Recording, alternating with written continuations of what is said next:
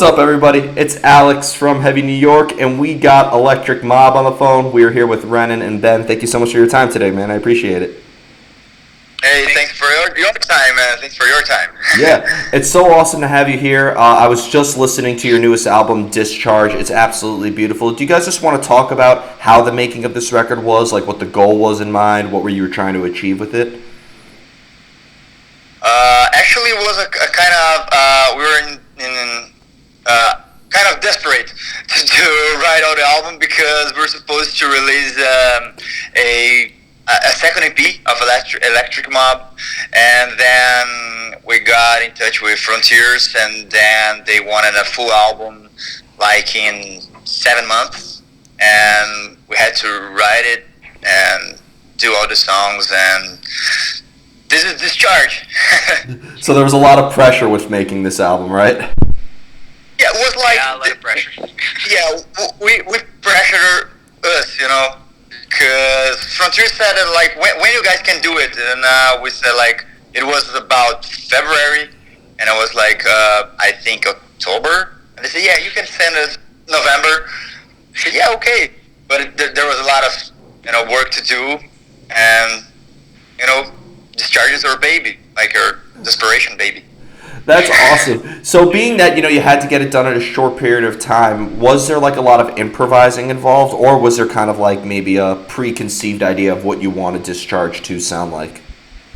No, actually, we just did what we wanted to, so it's very raw and pure. It's from our hearts and from the moment we were living in, so yeah, it's heavy blues-based rock and roll, and we don't know how to do everything else. Well, I thought, like, I saw, it's definitely rock and roll. I'm not taking that away, but I saw, like, many different rock and roll vibes. Like, it almost seems like every song was, like, a new decade. There was, like, you had elements of the 80s, element of the 90s, elements of, the modern day. It's fair to say that you guys take inspirations from many different rock bands, right?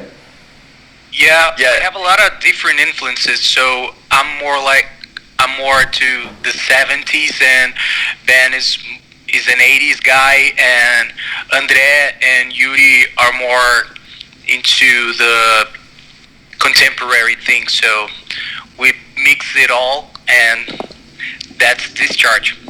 It's interesting because I've noticed that like a lot of these songs, not only do they have different sounds, but I got like many different vibes as well from it. Like I thought a song like Awaken, which is an intro track, but like Devil You Know is very different from a song like Your Ghost or Far Off or something like that. So is it fair to say that maybe like Discharge is representative of many different emotions that you guys are feeling at the time?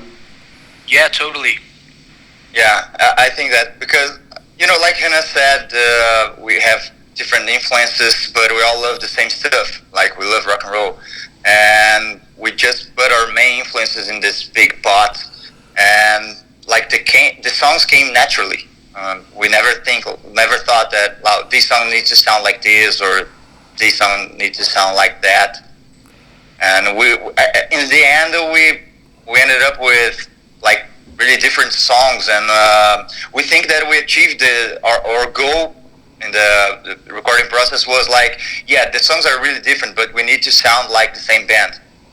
Mm-hmm. And I don't know, you guys need to tell us if we got this right. Yeah.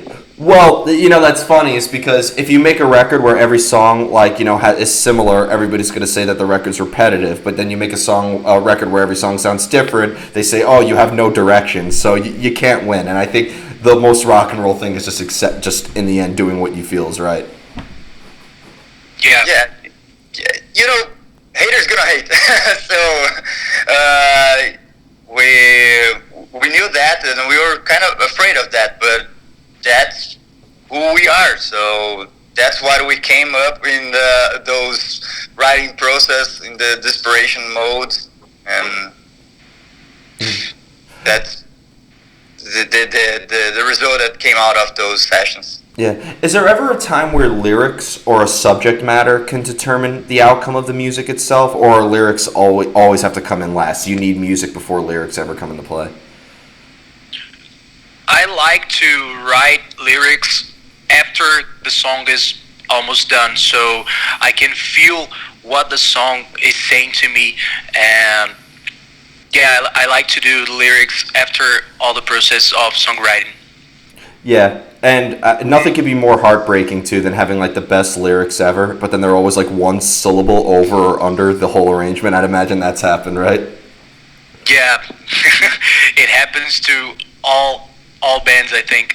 Yeah, and one I was really curious on to like the meaning of certain songs like "Devil You Know" or "1, 2, 3 Burn." I know that some artists hate answering these questions, but like when it comes to like the music, like is the music open to interpretation, or do you try to maybe engage the listener into the stories a little bit? I don't know, actually. We I'm very into horror movies and books, so I always try to put some demons out. But yeah, we don't like to be attached in one type of lyric and one type of inspiration. So it's open for people to think whatever they want, and I think is it's more like the moment you're living in, so the song can speak to you in different ways. Of course. Now, Ben, one question I have specifically for you is because I was very impressed with the playing on here. Is there like a theoretical element? Like, do you have a background in theory or classical training at all, or are you more self-taught? As I was asking that question, I could just tell by the look on your face. You're like, "Fuck no."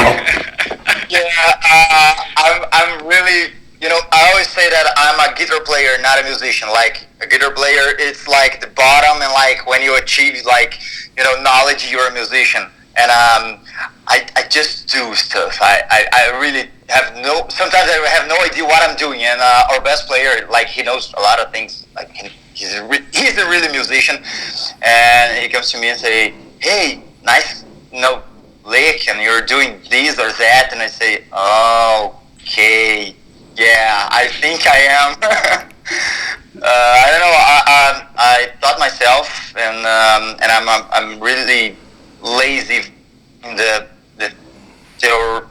theoretical thing of the guitar playing. I think it's bad. I don't like encourage anyone to do it. Like, you need to learn, but Working for you, man. I can say that. Yeah, I play with my soul and heart, and that's what the sound is about. But the truth is that I have sometimes no idea what I'm doing. And, it's working. Yeah. From everything you're telling me right now, I think the best conclusion for this is that Discharge is just 100% a happy accident.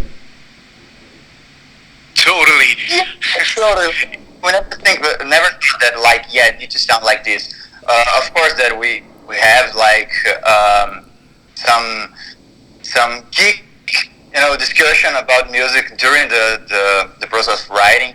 We have our drummer and our bass player; they're like aces in their instruments and in music in general. But like we did it so fast that we never thought about what we were doing. We're just writing music, and that the chart came up. Mm-hmm. Yeah, and we try to do what's best for the song. We don't like to overplay it or oversing it. So. Mm-hmm. Well, you just led me perfectly into the next question. This is the hardest question of the whole interview, and I want you both to answer it. How do you know when a song is done? We never know. Actually, we need somebody to tell us to stop. So that's what we do. Yeah, actually, this one about someone saying to us, like, "Yeah, you guys need to stop," was for the album, because we wanted to keep writing. Like, each day we got in the rehearsal room, we got a new song, and then our producer said, "Yeah, you guys have enough. Let's work with this, and let's send to the label, and let's figure out which one's gonna be in the album." And I don't know. Sometimes we just feel that the song is done. Like, yeah, we have all the parts, and yeah, let's put a solo here, or let's put another chorus here, and sometimes the producer really helps. Like he can say, just put this, take out that, and it in the end, I think the producer is the guy that say, yeah, okay, it's done, let's move on, another song, and I think he's the guy that have the final answer.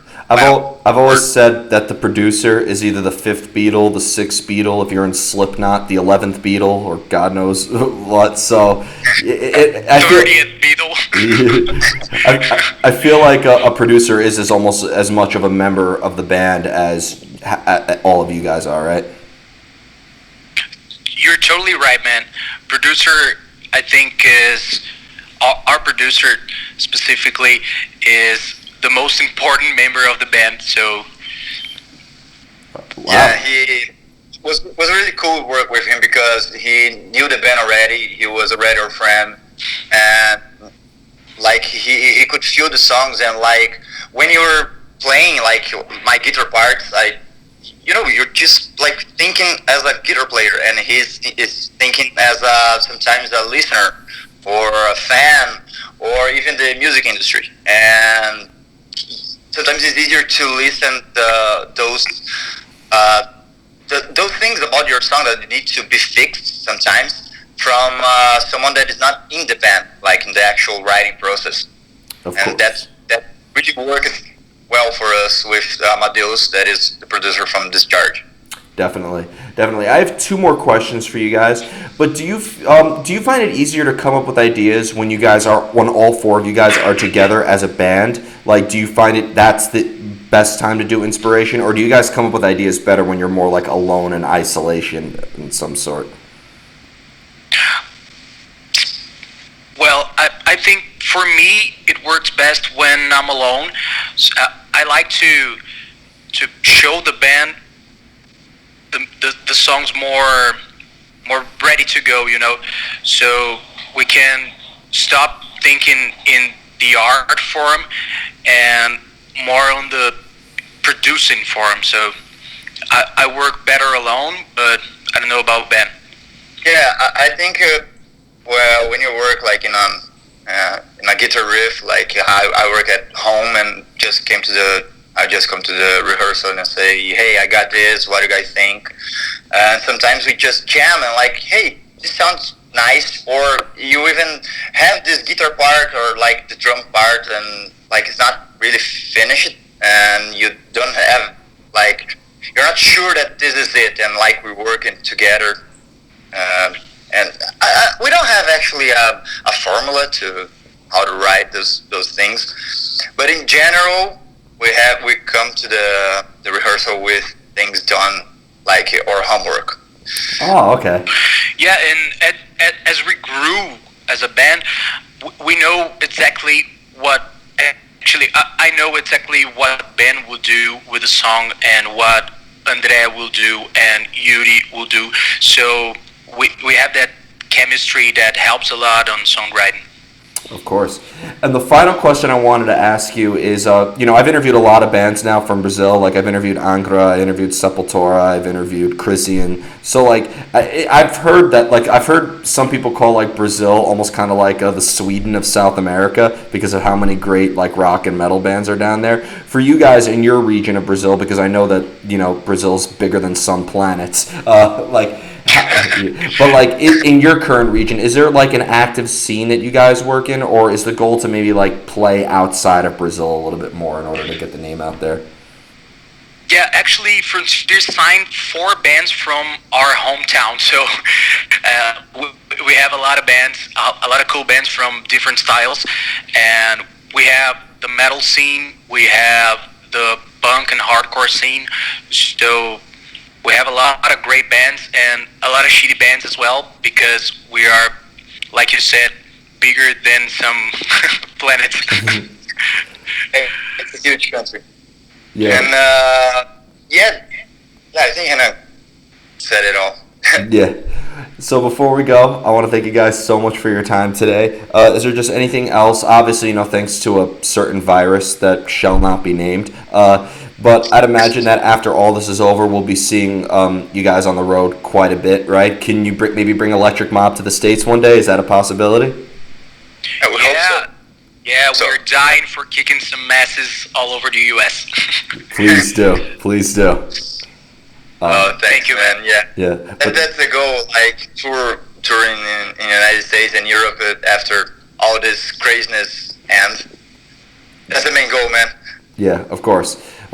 Well, we look forward to, better days are ahead, just slightly delayed. It'll definitely be worth the wait. But thank you guys so much. Everybody, we are here with Electric Mob, Discharge coming out now. Just be sure to pick it up right now while supplies last forever, and we'll see you next time on Heavy New York.